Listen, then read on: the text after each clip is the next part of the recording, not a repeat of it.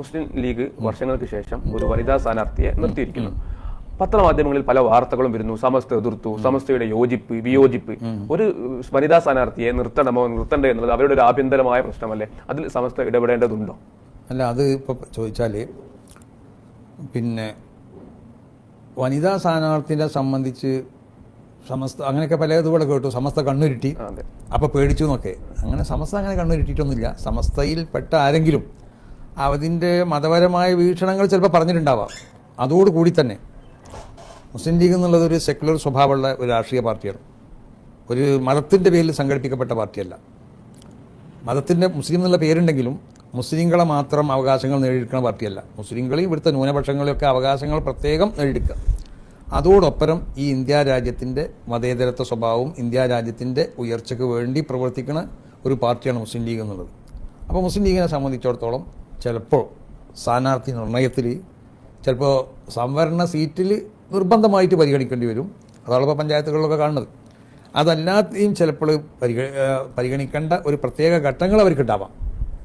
മനസ്സിലായില്ലേ? അങ്ങനെ പരിഗണിക്കപ്പെട്ടിട്ടില്ലെങ്കിൽ പാർട്ടിക്ക് ഉള്ള അതിൻ്റെ ഒരു ശക്തി നഷ്ടപ്പെടുകയോ അല്ലെങ്കിൽ പാർട്ടിനെ പരിഹസിക്കപ്പെടുകയോ അങ്ങനത്തെ ഒക്കെ പലതും ഉണ്ടാവാൻ സാധ്യതയുണ്ട്.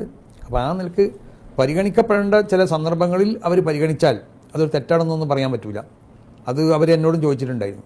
ഇങ്ങനെ ഒരു വനിതാ സ്ഥാനാർത്ഥിനെ ഒരാളെ വനിതനെ നിർത്തുന്നു. ഞാൻ പറഞ്ഞു, നിങ്ങൾ രാഷ്ട്രീയ പാർട്ടിയാണ്, നിങ്ങൾക്ക് നിങ്ങളെ രാഷ്ട്രീയമാവുന്ന നിലക്ക് നിങ്ങളെ നിലനിൽപ്പിന് അത് നിർബന്ധമായി ആവശ്യമാണെന്ന് തോന്നുകയാണെങ്കിൽ അത് നിങ്ങൾ പരിഗണിക്കുന്നത്. നമ്മളതിന് അഭിപ്രായങ്ങളൊന്നും പറഞ്ഞില്ല. നമ്മളതിനൊന്നും പിന്നെ അതിന് നമ്മൾ എതിരായ ഒരു അഭിപ്രായമൊന്നും നമ്മൾ പറയില്ല.